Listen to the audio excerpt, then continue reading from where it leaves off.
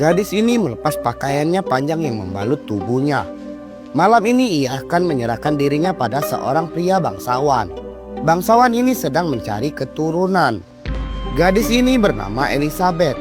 Ia terlahir dari keluarga miskin, di mana kemiskinannya bukan nasib, tapi warisan dari keluarganya.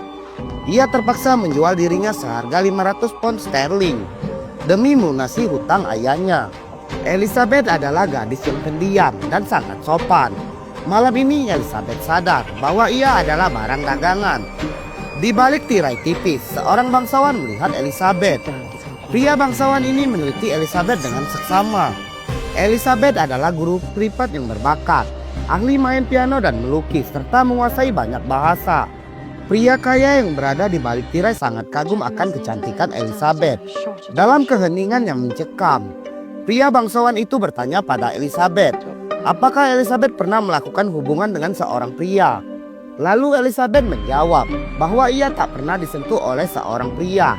Lalu pria itu menanyakan apakah Elizabeth bersedia menemaninya dengan senang hati, dan maukah Elizabeth memberikannya seorang keturunan. Lalu Elizabeth menjawab, iya, saya bersedia menemanimu dan memberikanmu keturunan. Setelah mendengar jawaban Elizabeth, pria kaya yang bersembunyi di balik tirai langsung mencari hotel sebagai tempat untuk melaksanakan rencana besar dari pria tersebut, yakni mendapatkan keturunan. Elizabeth tiba di lokasi yang telah disepakati. Jantungnya berdegup kencang. Di sana ia bertemu dengan pria yang bernama Charles. Namun pertemuan itu tak diawali dengan kebetulan.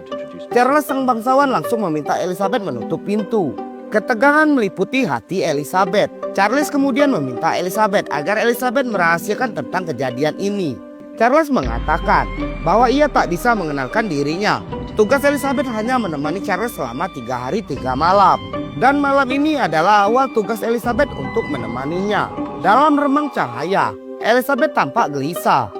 Dengan jemari yang bergetar, Elizabeth mulai melepaskan gaunnya. Lapis demi lapis kain yang menutupi tubuhnya mulai jatuh ke lantai.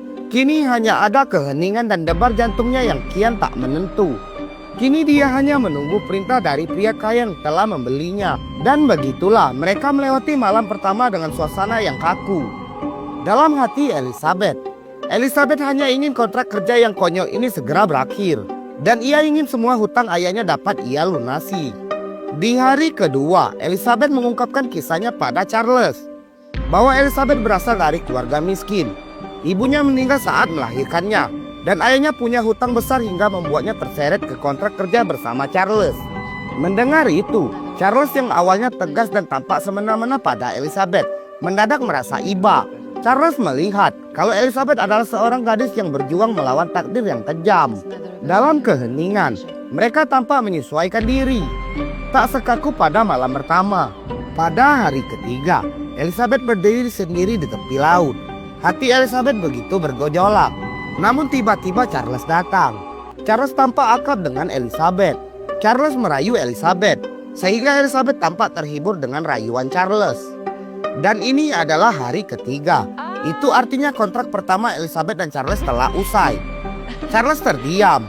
Hatinya berat untuk meninggalkan Elizabeth. Elizabeth hanya diam tanpa mengucapkan sepatah kata. Dalam hati, Elizabeth ingin menanyakan siapakah nama Charles. Karena dari awal bertemu, Charles tak mengenalkan namanya. Waktu berlalu begitu cepat. Dan 10 bulan kemudian Elizabeth melahirkan seorang anak perempuan. Dan dengan lahirnya anak ini, kontrak kerja Elizabeth dan Charles benar-benar usai. Namun belum jelas Elizabeth menatap wajah anaknya. Sang buah hati telah dibawa pergi oleh pelayan. Pemandangan itu seakan seperti belati menembus hatinya. Sejak saat itu, hati Elizabeth diliputi kerinduan akan anaknya. Setiap tahun, di hari ulang tahun putrinya, Elizabeth melukis dengan tangannya. Ia menuangkan rindu dalam setiap goresan. Ia sangat rindu akan anaknya. Ia tak tahu apapun tentang putrinya. Ia tak tahu bagaimana wajahnya, tak tahu siapa namanya. Bahkan Elizabeth tak pernah tahu bagaimana suara anaknya. Perasaan rindu ini terus bersemayam di hatinya. 6 tahun berlalu. Elizabeth tak kuasa menahan rindunya. Elizabeth mulai mencari keberadaan putrinya. Ia mulai mendekati para bangsawan dengan bekerja sebagai guru privat. Ia berpindah-pindah dari satu bangsawan ke bangsawan lain karena ia ingin mencari keberadaan Charles. dan ia berharap dapat menemukan putrinya kembali. Lanjut part 2 ya guys.